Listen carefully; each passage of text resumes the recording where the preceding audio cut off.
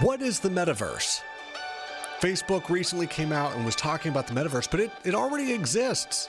And is it too late for us to do anything about it? Well, we're going to talk about that and more today on Mission and Likeness.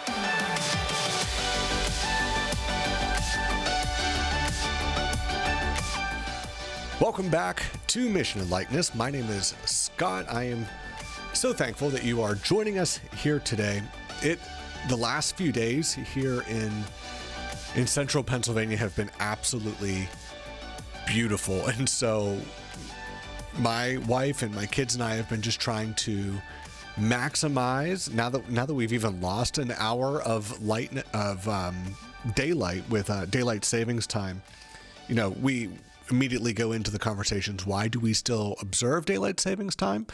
But, so it has just been beautiful here in central Pennsylvania. It's a couple weeks before Thanksgiving when we're recording this. And we're going to be releasing these on YouTube. We're going to be releasing all the full episodes of Mission and Likeness on YouTube as we are working to get the website up and going. That's just taking me and everyone a little bit longer than what we would have liked, but we want it to be exactly what we want. And so for the time being, we're going to be releasing these on YouTube as soon as we can. But anyways, yeah, I'm glad you're here. I have just been very much challenged recently as we're going into the holidays already. We're going into Thanksgiving here in just a few weeks, and then we have Christmas not far behind it. And I'm already seeing my schedule filling up. You know, we have a ton of work stuff that we're trying to get done before we go in. We do a little Thanksgiving break, and my wife and I are actually heading to Texas and Oklahoma over Thanksgiving holiday. And so we're trying to get everything wrapped up there. And then we just have a few short weeks before it's Christmas, and then we go on Christmas break. And so the thing that I worry about, and I mentioned this with some of my best friends as we gather around and just talk about life and how the Spirit is working in our lives and what we're working through. And one of the things that I voiced was we're going into this season where it is super busy.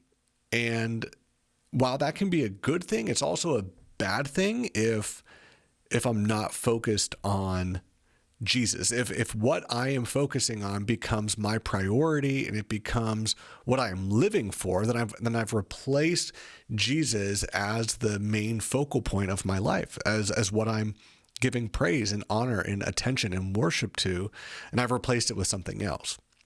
And the purpose of this podcast is to help us guard against that and to help shape a culture where we use the gospel to point us back to the gospel, if that makes sense. And so we want this to be a fun and enjoyable time of year. We're going to be seeing family, we're going to be seeing friends, we're going to be meeting new people, as we go out to gatherings and parties and all that kind of stuff. So how do we not lose sight of the gospel in all of this? And that is the struggle that I am even personally going through right now. So we want to talk a little bit about that today, but I also want to talk about this whole metaverse that Facebook has announced, and a lot of people are confused about what it is and what its purpose is, and how it's going to actually affect us. And it's kind of already here in a way.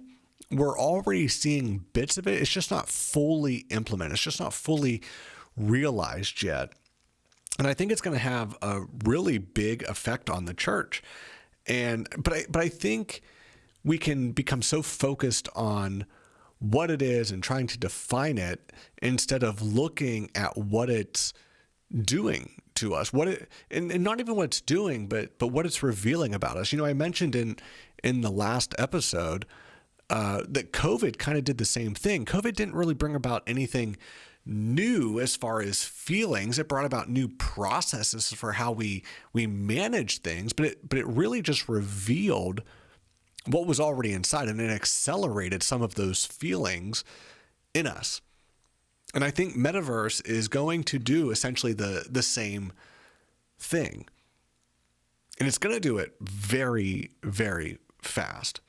So I came across an article on the Gospel Coalition's website.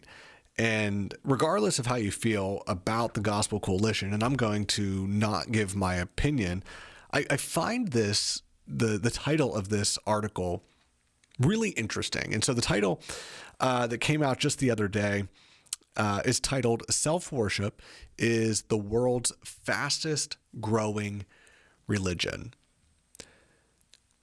I don't think this is anything new. I don't think the worship of self is anything new. I mean, that's kind of just how we operate. That's kind of humanity's MO. We think we know better. We think we know what is best for us. And despite what we know is true, despite what we know God has ordained for us, we kind of go against that. And we say, no, like we think that we can have a better handle on this.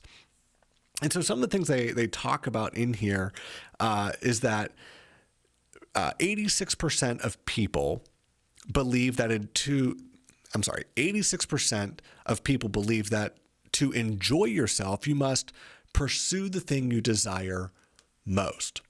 This is what they found. They also believe that 84% of Americans believe that enjoying yourself is the highest goal of life, and 91% of people affirm this statement. To find yourself, look inside yourself or look within yourself. And so if you're someone who's been following Jesus for a while and you have been using, I don't like using the word using, but if you've been seeing life through the lens of the gospel and you've been turning from sin back through repentance, back to the gospel, you can see some of the issues with what these statistics are essentially telling us. And I get that you have to be careful with statistics because a lot of them are just kind of made up on the spot. But I do kind of believe that the majority of people, I'm not going to say I agree exactly with 84% and 91%, but I would say probably the vast majority of people do believe in these three ideas. And so I just want to look at them because I really do think that they set up the premise for why Metaverse and why this push for artificial life, artificial reality, or a virtual reality. I think artificial reality is a better way to describe it because it's not real. It's artificial. It's actually fake. It's fake reality. Because I believe it does set it up for that. So here's what I want to say about 84% of Americans believe that enjoying yourself is the highest goal in life.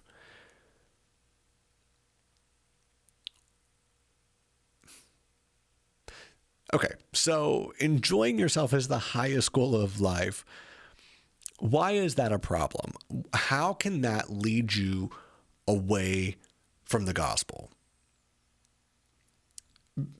It seems kind of easy. It's because you're only focusing on yourself. You enjoy yourself. John Piper has a book, Desiring God. I think he has one, Enjoying God, as well. Or maybe that's J.I. Packer. I'm not quite sure. But the purpose of our life is not to enjoy ourselves. I mean, the purpose of our life is to enjoy what God has given to us. And the most important thing that God has given to us is himself through Jesus and through the working of the Holy Spirit. When you come to faith in Christ and you have the Holy Spirit indwelling in you for all of time, it is a permanent dwelling within you. You're experiencing God. You're enjoying God. And I think it would be a very twisted way of articulating that or thinking that because the Holy Spirit is in you as a believer, that you can look inward and enjoy that.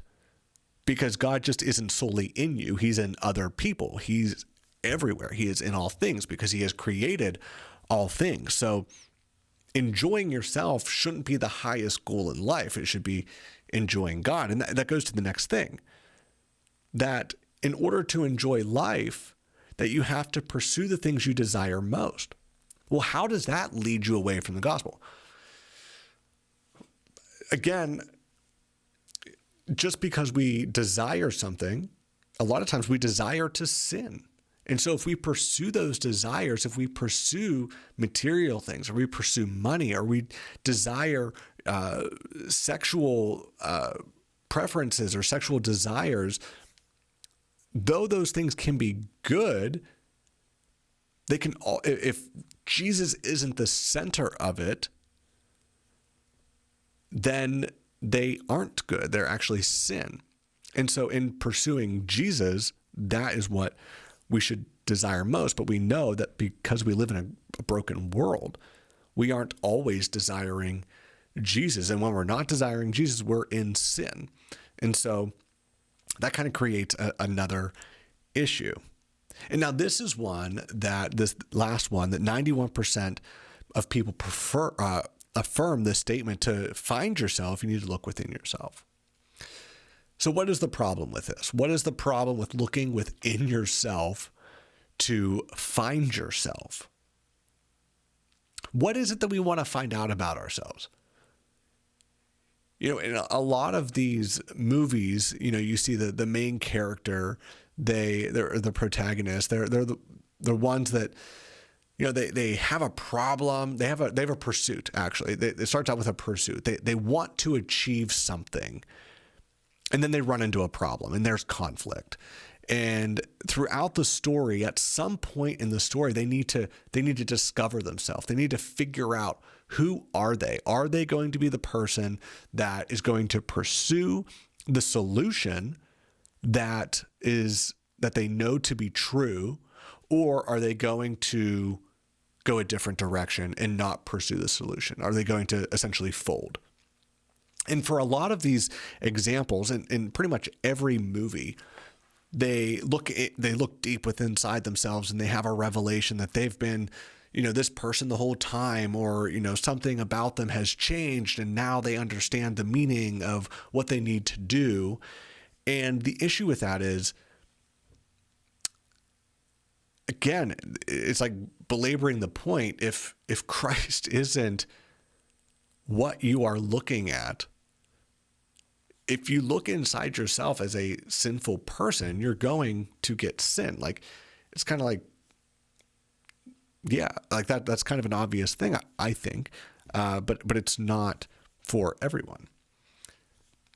To find yourself, yeah, you can look inside yourself, but that's going to lead you into a dark and broken place, because if you're only relying on yourself, you're never going to be enough in order to make anything of it.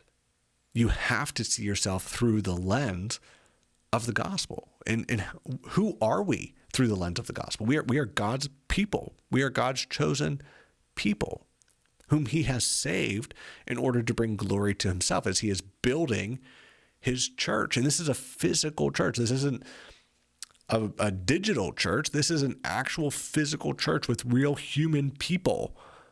And I think we can oftentimes forget about that. That's why, you know, I just taught the other night on the importance of having a flock, of having people that are helping you and encouraging you and loving you and discipling you. Because we all belong to a flock. We all have people around us. And in some cases, we do have a digital sense of people. We do have digital people on us with our online lives, and we communicate that way. But we all belong somewhere, and there is influences that pour into us. And if we pursue our own desires, the concern with that is we're only going to put people around us that are yes people, people that want to, that we believe are going to tell us what we want to hear. But if you surround yourself with people who are following Jesus, they're going to point you back to Jesus. They're going to point you away from that sinful desire and into a desire or into the way of Jesus. So what does that mean for the metaverse? Well, we're going to talk about that after the break. This is Mission and Likeness only on loveLocal.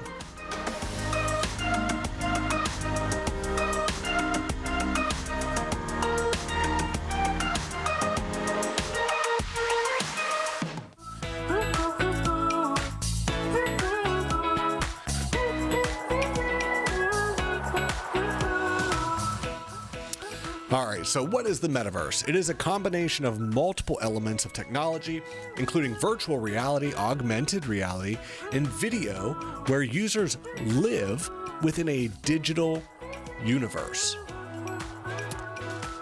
So, in order to live within a digital universe, you have to be living in a physical universe. And so if you've seen the headsets, you've heard the talk of Google Glass or Apple glasses, essentially you'd wear these devices and they bring you into an online world that you can kind of mold and shape to your own desires. And we've already seen that's not a good thing, but we're going to get into it a little bit more in just a second. Hey, are you a content creator that has a desire or are already creating gospel-centered content like podcasts, music, film, or blog posts? If you are, we would love to collaborate with you here at loveLocal. If that's something that interests you, head over to lovelocalpa.com/partner and fill out our creative partner form, and then we can reach out to you and hopefully get a new project started.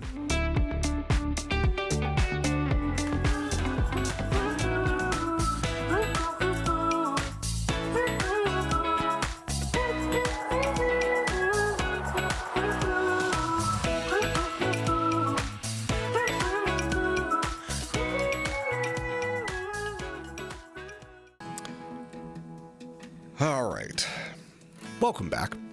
Again, glad you're here. If you stuck with us for this long, thank you. So we're talking about the idea that self-worship is nothing new. Self-worship is what we've always kind of went after. We want to fixate on our own desires and we want what's best for us. And what we've seen throughout history is in a lot of cases when Jesus or in the gospel are not the center point of what our mission is, it ends up in some pretty dark places. And so we want to stress, especially here on Mission and Likeness, that you are invested in a group of believers, that you have your people around you who are able to get into your life a little bit. They're able to see where you are struggling and not from a, hey, I told you so, or, babysitting kind of thing, but that you have people around you that you want to help point you to Jesus, that you have people in your life that care for you, that are for you, and that you care for and you are for, and you can help them and direct them and disciple them and love them. And we desperately need that in the church today. And so what does that mean for metaverse? In the break, right before the last break, we gave the definition.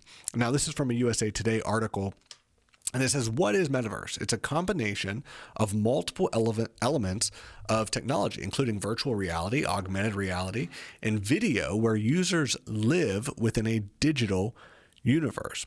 Supporters of the metaverse envision its users working, playing, and staying connected with friends through everything from concerts and conferences to virtual trips around the world.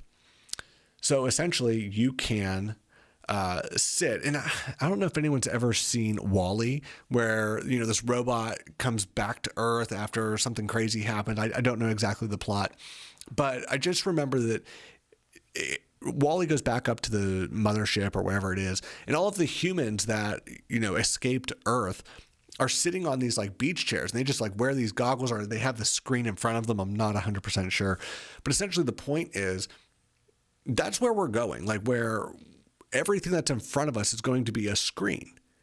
And I mean, look at what we're doing. I mean, if you're watching this episode, You're watching it on a screen. No one's in the studio here watching me record this. That would make me uncomfortable, to be honest. I'm not advocating for you to come and watch this live. But what I'm saying is that's what we're doing. That's what we give our kids. If our kids have an iPad, or they're on the computer, or they have a smartphone, or an iPod or whatever, we're giving them a screen to look at. And all of these virtual reality sets are essentially a screen inside of a headset that we use. And so this isn't new, really. The new twist, if you think back to like the first video game, what was the first video game that you played? I think, as I was thinking through this, I think the first video game that I played was Duck Hunt on a Nintendo. And it was the cartridge, or the game. It came in like the big floppy looking thing, and you had to like blow in the end of it, to get the dust out of it so that it would actually play correctly. And it was Duck Hunt and Super Mario, and it was on the same cartridge or whatever. And you had the little orange and white gun and the little square controllers and whatnot. But that was the first game that I had. And you were super limited in what you were able to do. You had to follow the track of the game. It never changed. And we recently, actually last year, we got a Nintendo NES system, or, it has all the games pre-built into it. And my wife and I are playing the game, or we're teaching our sons how to play. And I guess that's another thing. I'm not against having screens. I'm not against anything like that. I do think that we need to be careful in how much screen time we're allowing our kids, but that's a different conversation. So we're on here, and the game hasn't changed. And my wife was apparently a Super Mario like guru back in the day, because she remembered every little, hidden way and how to get up into the cloud, thing to get all the extra coins and where all of that stuff was. And she can beat the game, in one life and all that kind of stuff. And I was never good at that game. And so, but the point is, it never changed. But now, you get into some of these open world games where you have a little bit more control and you have a little bit more freedom to dictate and do things within the world. So another game that I'm not saying that I advocate, but there's like Grand Theft Auto, where you have the missions within the game, and then you have side missions where you can have money, you can buy cars, you can fly planes, and the map is all the same, but you do have additional freedoms that you can go and do things. And, from this article, it's saying, users will be able to work and play and make money in this digital universe. And so how would you do that? Well, you look at ways that people make a living online now. You have influencers who make content for YouTube or for social media platforms. You have gamers that develop games, and you can do things of that nature. There's always going to be these little opportunities for you to make money, and you can play. You can have concerts, and you can watch concerts, and you can maybe get in your own little private plane and you can fly to wherever you want to go. Or, if we're making our own little world, maybe we can develop a, transportation device where you can just pop in and out of wherever you want to go. The difference is where these new augmented realities are going is it's completely open, that you can design and create whatever you want. And a really good example of this is Minecraft. So my oldest, I guess both of my kids play Minecraft, and I have recently started playing as well. It's a really fun game because, just like the article said, about we get to pursue our own desires. With Minecraft, you really do get to do that. You get to design your own world, and you have to work for it, because you have to go and you have to mine and you have to find things and you have to figure out, well, okay, so if I want to build a pickaxe, I need to have so much lumber. And if I want a stone pickaxe, I need to add some, stone into that, and I need to eat, and I need to do all these things to sustain myself within the game. And if you've ever played a game like this, you know that time can just evaporate. You can play for hours on these games and not even realize it, or maybe you do realize it and you just don't even care because it becomes a new pastime. It becomes a way for you to just completely get involved and lose sight of reality. And I think that is where the danger of this comes in. So Matthew Ball says in this USA Today article that right now we're on the cusp of the next internet, because the internet right now, or not the internet right now, but the way that we grew up using the internet, it was an information source. It was a connection source of people to information. And then if you remember, if you're around my age, you have America Online and AOL Instant Messenger, AIM, we called it. And it was super cool because you could get online and you could send a message, kind of like an email, but in real time. And you could just talk back and forth really, really easily. And then MySpace came about, and then Facebook later on in 2007 when it came out. But back then you had to have a dial-up computer that, made all those funny sounds, and you couldn't pick up the telephone because it would kick you off of the internet. I mean, those were first world problems way back in the day that, now all this phone is 1,000 times more powerful than what those computers even were back then. So back then it was connecting people with information, and then it was the beginning of connecting people to people. But now we're looking to connect people, ourselves, with a world that has not yet been built. The internet is now becoming a place to reside full time, where you can actually just be connected and never leave. And that presents a couple of logistical problems, because as humans, we need to eat, we need to sleep, we need to go to the bathroom. There are certain needs that we have and requirements that we have. So what is this going to do for us? Well, I don't know. I don't exactly know. They've been working on these things for a long time. And I would imagine that the games like Minecraft, where, it's pretty archaic in its graphics. It's actually really archaic in its graphics, but it gives you so much freedom to be able to just go and explore and do whatever you want. And like the Red Dead Redemption or Grand Theft Auto, those maps are ginormous that you can go and you can explore. In this article, it was talking about the new Microsoft Flight Simulator.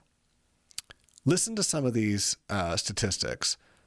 Let me see if I can find them real quick. But it was talking about just how much detail is in the flight simulator and how to, here it is. So, and just how they are putting it all together. So Microsoft's latest flight simulator, this is from another article from the Gospel Coalition as well, how to prepare for the metaverse. So it's titled, or this section is, Microsoft's latest flight simulator contains over 2.5 million gigabytes of data, because Microsoft mapped the real world, like Earth, and built it into the game. So they took what we already have, that God has already created, and what we have been exploring now for all of these thousands of years, and they've used satellites to recreate it in a game. Okay, so that's our start. It has 2 trillion unique trees, 1.5 billion unique buildings. And the simulator matches real world activity, including weather. And this is called a mirror world. And in the future, people might use these digital assets to design buildings for real world construction or digital use only. You could buy a hyper-realistic digital property in which you live, interact, or go on mini vacations. So in this flight simulator, right now it's just a flight simulator. but you can see the landscapes and the cities, and you can see all of that. So I just want to imagine, I want you to imagine this with me. So I log into this game, and in this game, I have a way of generating money, and I am able to buy an airplane, and I can get into this airplane and I can fly wherever I want. So let's say I want to go, I live in Pennsylvania. Let's say I want to go to California. I can get in a plane and fly to California, or I can teleport to California, whatever it is. I'm sure there's going to be a teleportation cost. Or if I want to go to see the pyramids of Egypt, or I want to go see the Sydney Opera House, or I want to go see the Kremlin, wherever I want to go. In the flight simulator, I can only kind of land at airports. But what they're suggesting with the metaverse, is that you not only can fly there, but then you can get out and you can explore the actual Earth, but in a digital context. So I can get out and I can interact with other people. You know, you've seen on your phones the emojis, or whatever they're calling them, the cartoon characters of your face and whatnot, and you can make your Bitmojis and all that kind of stuff. And you've probably seen it in other areas of online as well. And I feel so old talking about this stuff because it's advancing so quickly that it's hard to even keep up with it anymore. But let's say that I fly to wherever I want, and you know, my friend who lives in a different state, I tell him, hey, meet me at the pyramids in Egypt, and let's explore over there together. So we log into this game, and we both end up in Egypt, and we are exploring digitally all of the different things that the pyramids have to offer. We can go to the Great Sphinx. We can go to the different attractions around there. We can buy relics, digital relics. What are they called? NFTs, fungible tokens. They allow you to own a discrete piece of digital property. And in the metaverse, people will buy digital designer products, wearing them or using them across platforms in VR, or even in the real world via AR. So you put on your AR glasses, and a person or place becomes a living thing, a moving piece of art, or an advertisement. So we can buy digital products that are, again, they're artificial, and though they represent a real thing, you can't actually do anything. But what I will say, and some people have said, well, you can't really experience it. You can't feel it. Seeing a photo of something is not like seeing the real thing. And I don't know if I talked about it in the last episode, but my family and I went to Utah, and you see all these beautiful landscapes, and we took so many photos, but then coming home and looking through the photos, it's not the same. And from, you know, people who are in favor of the metaverse, you know, they're saying, well, isn't it greater to at least see it and kind of experience it? But they're getting even better at helping you to feel it. So if you've been playing any of the modern PlayStation, Xbox, you know, those kinds of things, they have the haptic controls in the controller. So if you're driving a car and you go over a rumble strip or a bump, there's a little vibration that hits your finger. So it's almost like it feels whenever you're driving a car. So what happens whenever that technology advances and you're able to actually feel, or they're able to create the sense and the atmosphere of the sounds and of the environment that's around you, and you're able to have your hands, because, I mean, if you have the screen in front of you, you don't have to actually touch anything. But what would happen if they could create those haptic sensations in a full body suit? Now, this sounds a little crazy, maybe, to you. Maybe it sounds a little crazy. I don't know. But what would happen if they could do that? If you could put on one of these, you know, suits and sit, and whenever you reach out to touch something, You can actually feel it. It knows how to make that feel to you. It's possible. I think it's possible. I don't know. I didn't think that even a metaverse thing was possible 10 years ago, but here we are talking about it. So what would that do? Now you can go wherever you want. You can experience it, but that still leaves me with a question. And I don't know the answer. I didn't see the answer to this. I fear I know what the answer might be, but how do we, in order to live digitally, you have to be living physically. In order for us to experience something, we have to know what it is that we're experiencing. We have to have life in us. So how do we begin to separate? And if we can go into a world where we are completely in control and we can gain resources and we can gain all of these things and we essentially can explore wherever we want. And mind you, this isn't just worldverse. This is metaverse. This is the universe. Not only can we recreate real locations like Earth, maybe we create things like the moon. And you can go and experience the moon. I mean, recently William Shatner went up into space and he got to experience zero gravity and all that kind of stuff. Maybe, is it unrealistic to think that that would be an objective or a goal for people designing the metaverse? That you could go and you could experience that as well, but digitally? Is it possible? I have no idea.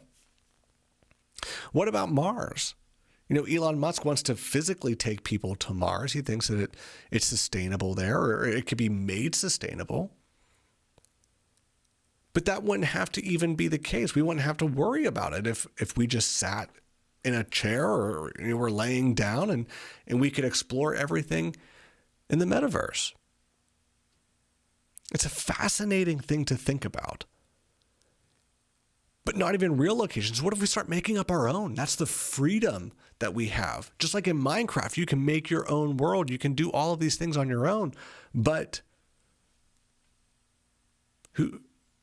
you have no limitations to it. But now we can even do these things. We can make up our own worlds. We can make up our own experiences. And maybe that's something that we can sell. Because there's got to be a money system in that. And so how's all of this going to affect the church? And is it too late to shift? Is it too late to try to navigate around this? And what do we do about it? We're going to talk about that here in a minute, but I want to talk about our sponsor for this episode, and that is loveLocal. And so loveLocal is what we hope to be a platform that brings believers together and allows us to gather around and point us to Jesus through podcasts, through film, through music, and through other documentary series. We want to provide content that is going to help us live in our physical lives, because we obviously know that our physical life is short and it ends at some point. And so we want to point people to the reality that there is life beyond this. And that is part of what our mission is to point people to that reality and point them to the eternal life that we have in Jesus. And so if you would want to support us, we would greatly appreciate that. Like I said, we are working on getting the website out and put together. And so if you're watching this, once the website's already out, become a local, loveLocalPA.com, loveLocalTexas.com, and become a local today and help support us. So what do we do for the church? All right. So we kind of outlined the situation of, we can essentially plug into this metaverse and escape the reality, because in the metaverse, it's kind of like your own heaven. It's whatever you want it to be. It's whatever you desire. So what do we do as parents? Like I said, I have 2 kids, 7 and 6. What do we do for them when, all they want to do is play Minecraft? And what happens whenever Minecraft is no longer enjoyable? And there's new games out there that other kids are playing that allow them to have a more realistic experience. What do we do? What is the danger in it, I guess, is the first question we need to ask. What is the danger of buying into that?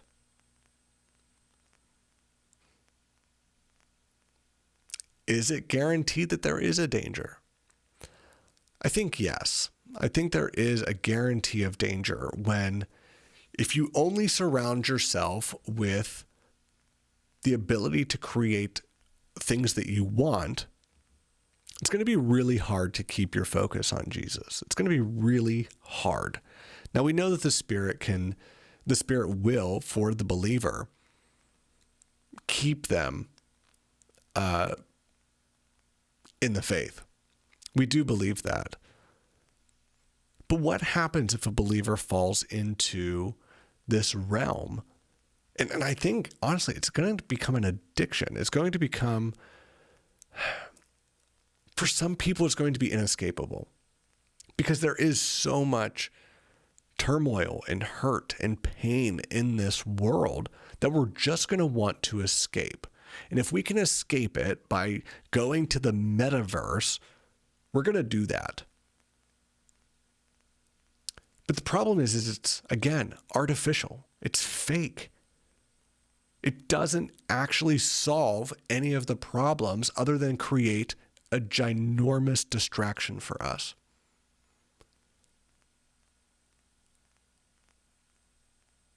So I think we need to be really careful.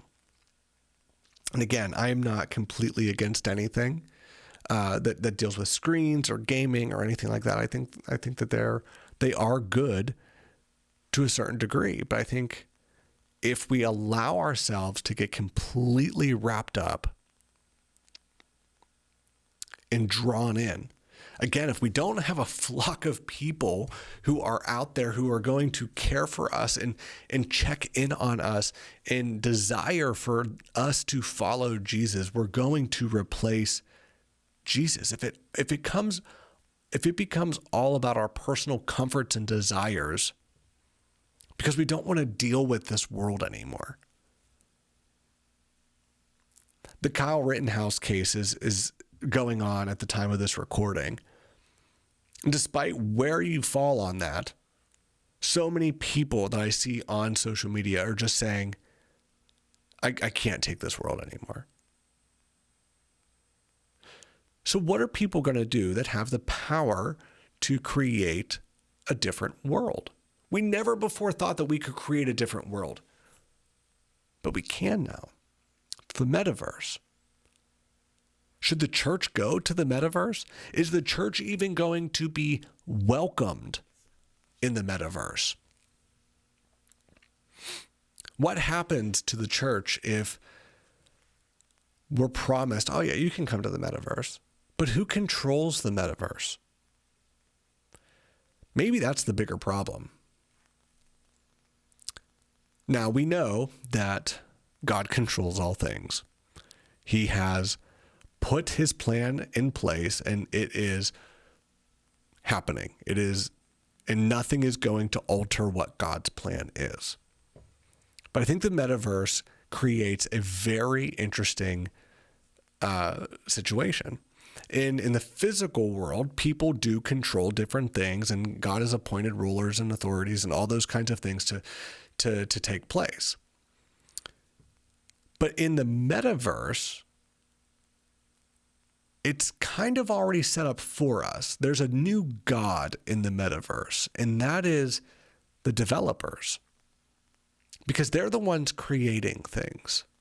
They're the ones whose signature is on each and every detail of that metaverse. So essentially, we've moved into a world that is not original. The world we live in is original. God created all of it. It is original. But in the metaverse, it's not. And so I think as believers, we need to begin having these conversations. We need to actually be educated on what these things are. We can't just get our idea of what the metaverse is from don't take my word for it. Go and do your homework on it. Don't get it from the gospel project, or there might be a gospel project, but the gospel coalition. Don't just get your information from there. Look at multiple sources, read and educate yourself. And I get it. We're busy. We have a lot of things going on. And I get that we can't spend all of our time trying to figure it out, because that can, take us away from what our mission is. But we do need to take some time to think through what it is and how we're going to respond to it, especially if you're a parent, because our kids are going to want to get on these platforms. They're going to want to experience these things. And let's face it, if you can go and you can experience all of these awesome places, what's so bad about that?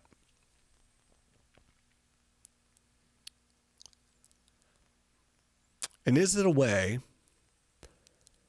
to bring about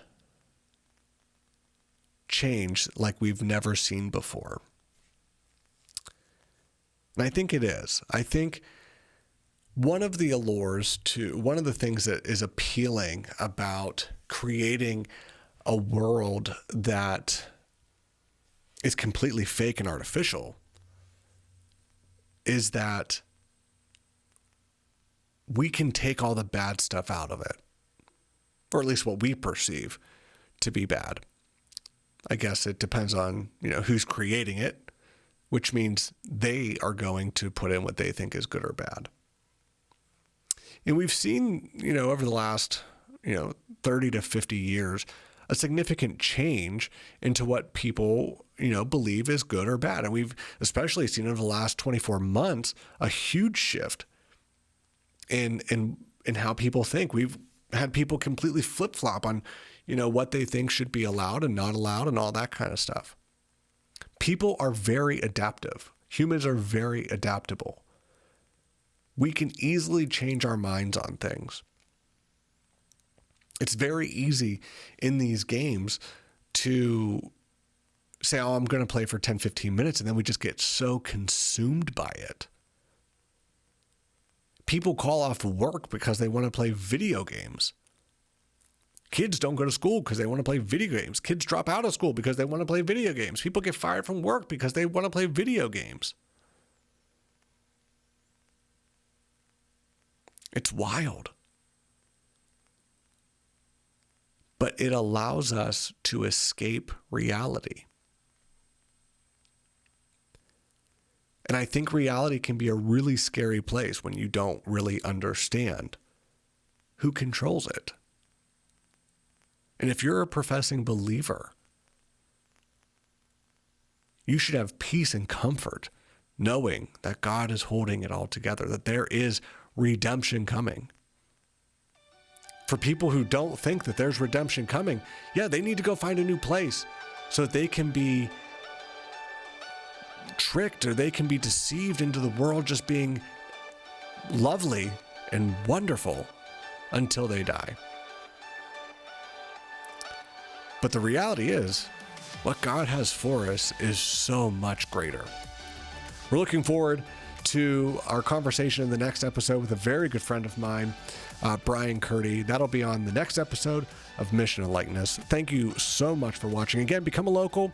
You can subscribe on YouTube and find us on Facebook and Instagram. We'll see you next time on Mission and Likeness.